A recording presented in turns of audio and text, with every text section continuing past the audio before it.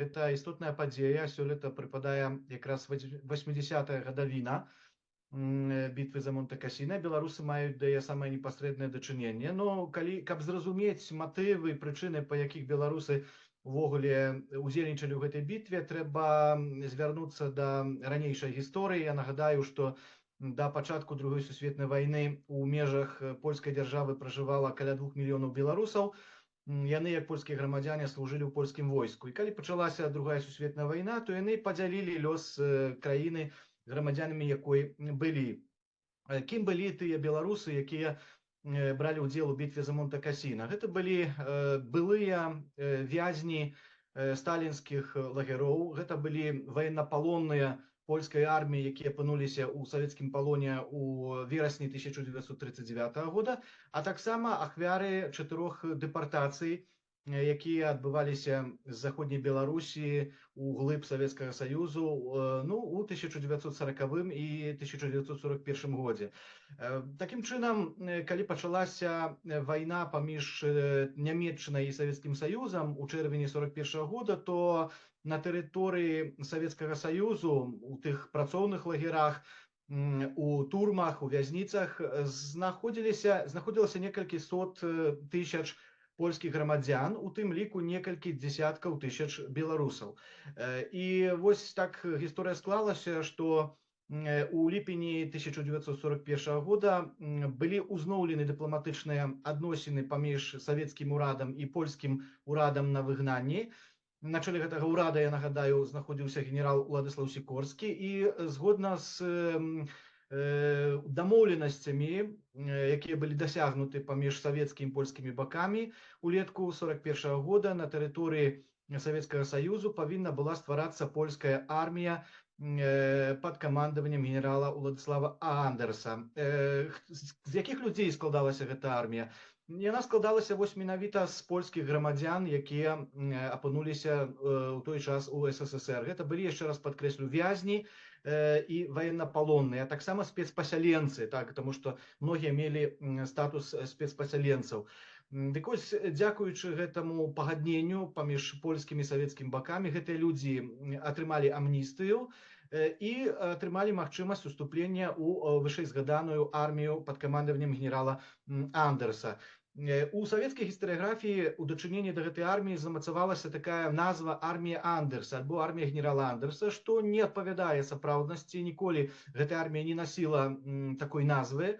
Андерс камандаваў, безумоўна, гэтай арміі на тэрыторыі СССР, але ўсё ж такі называць гэта фармаванне арміі Андерса, а жаўнераў андерсаўцамі, гэта будзе неадпаведна з гістарычнай праўдай, паколькі гэта носіць такую, я б сказаў, адмоўную канатацыю. Дык вось, гэта армія была сфармавана ў другой палове 41 года і на пачатку 42 года. Спачатку яна кватаравалася за Уралам, потым была перанесена на поўдзень СССР, на тэрыторыю сярэднеазіяцкіх рэспублік, каб увесну і ўлетку 42 года быць эвакуаванай у Іран. Таксама паводле польска-савецкіх дамоўленасцяў гэта адбылося. На тэрыторыі Ірану адбылася рэарганізацыя гэтай арміі. Са складу гэтай арміі быў вылучаны другі польскі корпус. Камандаванне гэтым корпусам было даручана вышэйзгаданаму генералу Уладыславу Андерсу. І вось гэты корпус на працягу ўсяго 43 года праходзіў падрыхтоўку на тэрыторыі Сярэдняга ўсхода, на тэрыторыі цяперашняга Іраку, Палестыны і Егіпту. Нарэшце, на пачатку 44 года польскія аддзелы былі перакінуты на Апенінскі паўвостраў у Італію. Чаму? Таму што там якраз такі адбылося дэсантаванне войск заходніх аліянтаў, пачыналася слынная італьянская кампанія. А часткай італьянскай кампаніі, безумоўна, была бітва за Монте-Касіна, пра якую мы сёння гаворым. Масіў Касіна з'яўляўся адным з ключавых пунктаў нямецкай лініі ўмацаванняў пад назвай Густава. Гэта лінія Густава была спалучана з другой нямецкай лініяй ўмацаванняў пад назвай Гітлера. І гэтыя дзве лініі, яны фактычна перакрывалі Апенінскі паўвостраў з захаду на ўсход ад Адрыятычнага да Пірэнейскага мора і блакавалі прасоўванне войск амерыканска-брытанска-французскіх на поўнач Францыі.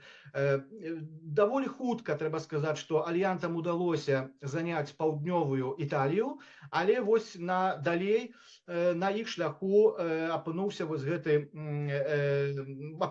гэтыя дзве нямецкія абарончыя лініі. Ну, трэба сказаць, што тэрыторыя, натуральныя, так бы мовіць, умовы, яны вельмі спрыялі абаронцам нямецкай абароне, паколькі можна было моцна акапацца, як кажуць, і трымаць гэту абарону працяглы час.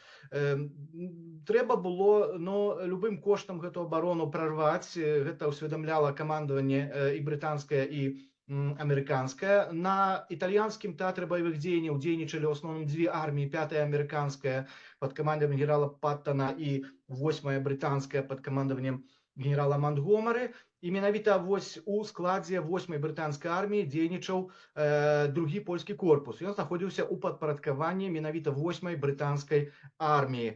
І ўсе свае дзеянні мусіў узгадняць з камандаваннем гэтай жа арміі. Сапраўды, альянты рабілі некалькі спроб, каб прарваць лінію Густава, каб прабіцца ў цэнтральную Італію і перадусім заняць Рым, таму што далей быў Рым. Першая спроба авалодаць гэтым масівам адбылася яшчэ ў студзені 44-го года.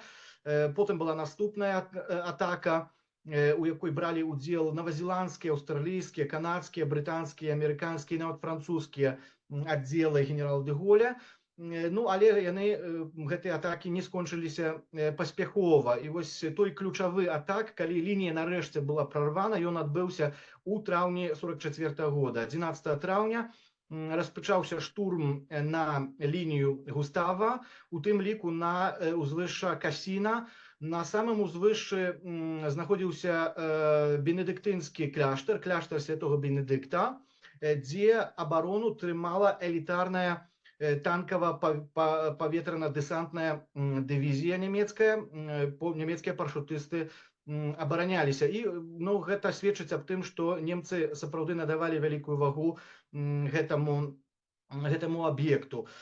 На працягу некалькіх дзён адбываліся вельмі моцныя баі.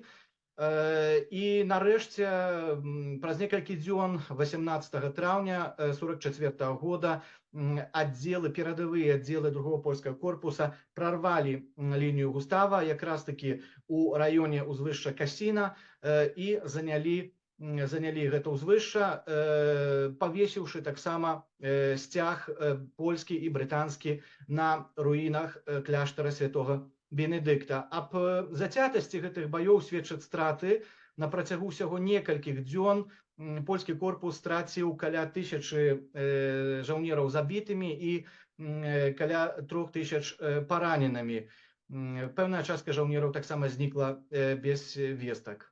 Усе гэта падкрэсліваюць і польскія крыніцы, і беларускія крыніцы, іншыя крыніцы, што другі польскі корпус у значнай ступені складаўся з жыхароў усходніх земляў даваеннай польскай дзяржавы. Гэта значыць вось менавіта заходняй Беларусі, заходняй Украіны. Таму не павінна здзіўляць яго нацыянальная і культурная стракатасць, і не павінна нас здзіўляць прысутнасць таксама жаўнераў беларусаў. Напрыклад, другі польскі корпус складаўся з 3 злучэнняў. Гэта была 5-я крэсавая дывізія пяхоты, 3-я карпатская дывізія стральцоў і 2-я варшаўская танкавая дывізія. Дык вось у складзе адной толькі, я падкрэслю, 5-й крэсавай дывізіі пяхоты служыла напярэдадні бітвы каля 800 беларусаў. Гэта лічба, якую я лічу мінімальнай, таму што не ўсе беларусы у сваіх дакументах фігуравалі як беларусы, сапраўдная іх колькасць могла быць большая. І таму усе гэтыя людзі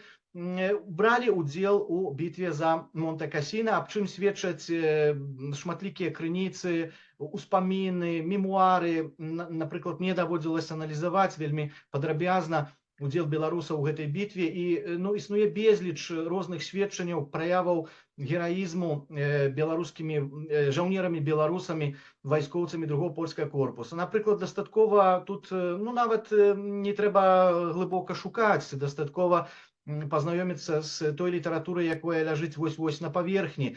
Вядомы польскі журналіст, пісьменнік, рэпартажыст Мельхор Ваньковіч падрыхтаваў вядомы свой твор пад назвай «Бітва за Монте-Кассіна», і ён апісвае вычыны многіх менавіта беларусаў, жаўнераў з Віленшчыны, як ён піша, і з іншых рэгіёнаў даваеннай Польшчы, якія адрозніліся гераізмам на поле бітвы.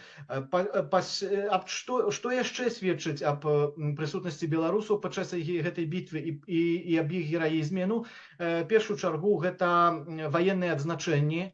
Не менш як 200 асоб былі адзначаны памятным крыжам Монте-Кассіна.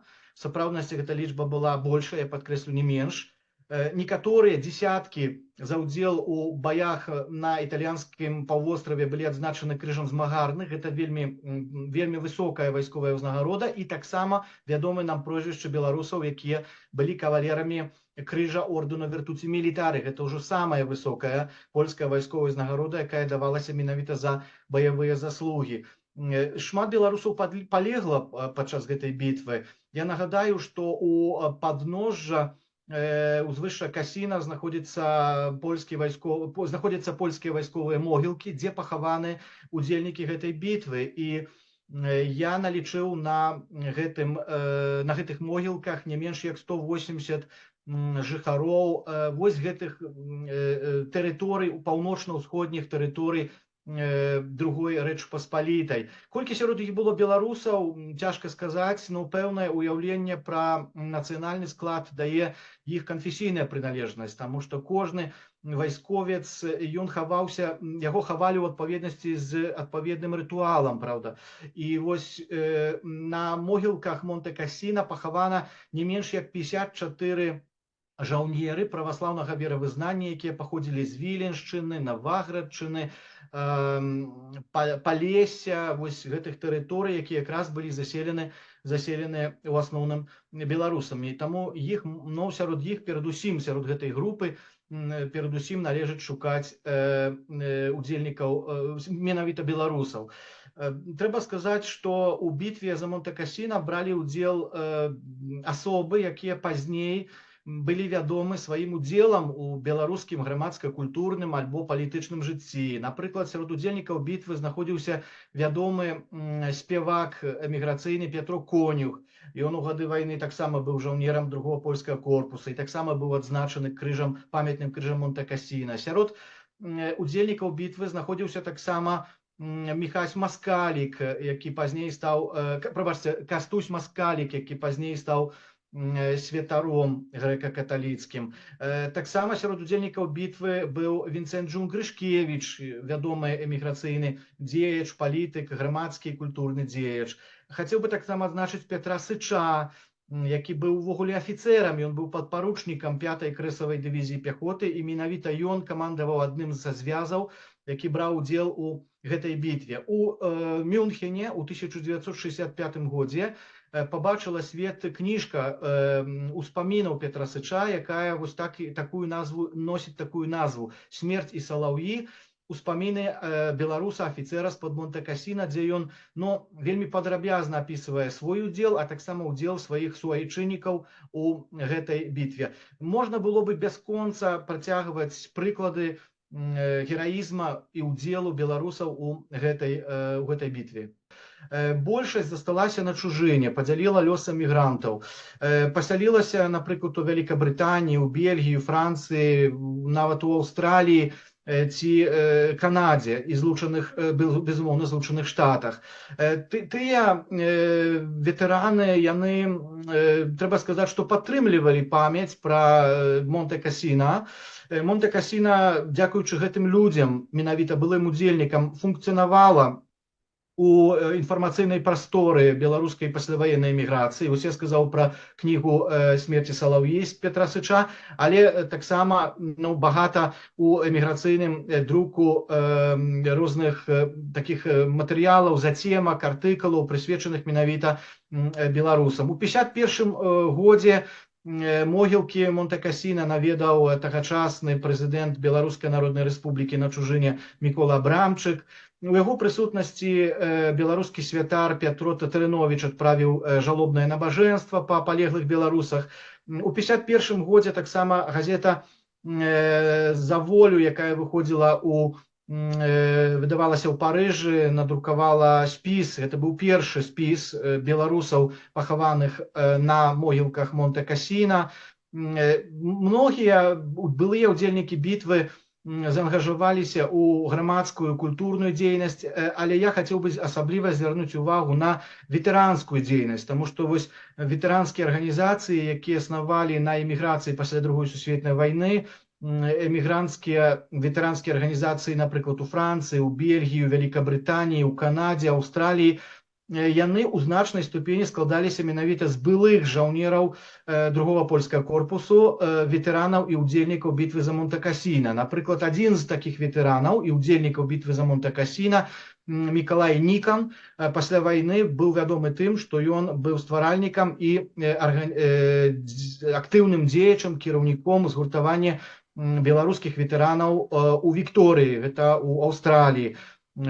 І некаторыя беларусы, удзельнікі бітвы за Монте-Касіна, далучыліся не да беларускіх арганізацый, у тым ліку камбатанцкіх, а да польскіх арганізацый. Я асабіста быў калісьці знаёмы з Мікалаем Махначом, беларусам з Валожаншчыны, які кіраваў аддзелам хаурусу польскіх ветэранаў у мясцовасці Вэбстер у ЗША. І таксама такіх прыкладаў можна падаваць вельмі шмат. Карацей кажучы, вось гэта лёс эмігрантаў. Але пасля вайны не ўсе вырашылі застацца на чужыне, частка адважылася вярнуцца на бацькаўшчыну.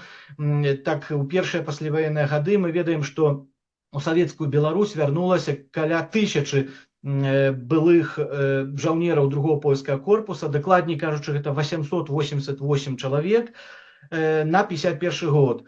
І трэба сказаць, што іх лёс у адрозненне ад эмігрантаў выглядаў інакш, выглядаў горш.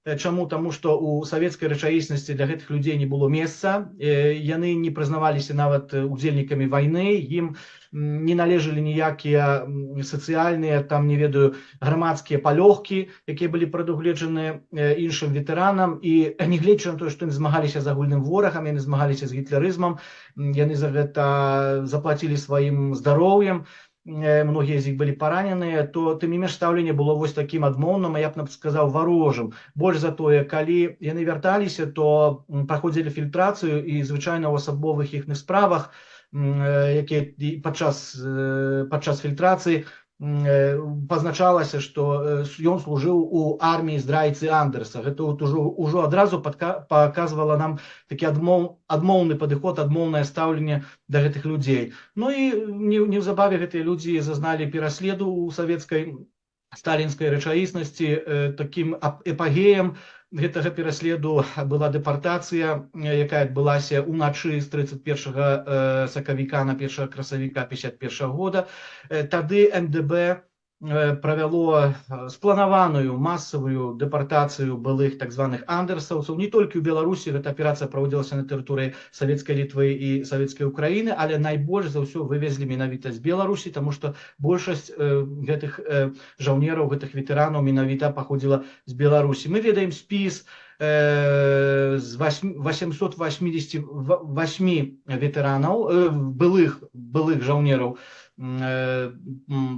польскіх войскаў, якія былі дэпартаваны ў Іркуцкую вобласць разам з сем'ямі. Калі да гэтага спісу долічыць яшчэ чальцоў сем'яў, то атрымаецца 3800, больш як 3800 прозвішч, якія былі ў адну ноч дэпартаваныя ў Іркуцкую вобласць. Вось такая падзяка, такой падзякі яны дачакаліся ад савецкай дзяржавы. Праўда, пасля смерці Сталіна большасць з іх змагла вярнуцца з гэтага спецпасялення, але разам з тым ажно да канца існавання Савецкага Саюзу гэтыя людзі не прызнаваліся ветэранамі. І трэба было чакаць скону СССР, змены грамадска-палітычнай сітуацыі ў краіне, каб сітуацыя памянялася. І сапраўды сітуацыя памянялася на пачатку 90-х гадоў, калі гэтыя людзі былі прызнаны ветэранамі, але на той час іх жыло ўжо вельмі мала. Калі я пачаў займацца гэтай тэмай, гэта недзе канец 90-х, пачатак 2000-х гадоў, то на Беларусі жыло ўсяго некалькі асоб, некалькі былых удзельнікаў бітвы за Монте-Касіна. На дадзены момант, я лічу, што можа ўжо нікога не быць, беручы пад увагу, што прайшло ўжо столькі шмат часу. Хацеў бы адзначыць, што ў 94-м годзе адбыліся 50-тыя угодкі бітвы за Монте-Касіна. Чым яны былі адметныя? Яны былі адметныя тым, што у святкаванні ўзялі ўдзел таксама і ветэраны з Беларусі. Дзякуючы намаганням польскага ўраду, у траўні 94-го года некалькі беларусаў, былых удзельнікаў бітвы за Монте-Касіна наведалі Італію, наведалі могілкі у падножжа Касіна і такім чынам аддалі пашану сваім суайчыннікам, сваім саслужыўцам, якія знайшлі там свой апошні прытулак. Да гэтага беларускія ветэраны былі пазбаўлены такой магчымасці. Беларускія ветэраны на захадзе так, напрыклад, у 79-м годзе, калі адзначаліся таксама чарговыя угодкі бітвы за Монте-Касіна, то невялічкая дэлегацыя беларускіх ветэранаў склала там вянок з беларускім надпісам. У склад гэтай дэлегацыі ўваходзіў Кастусь Маскалік і Хведар Кажаневіч.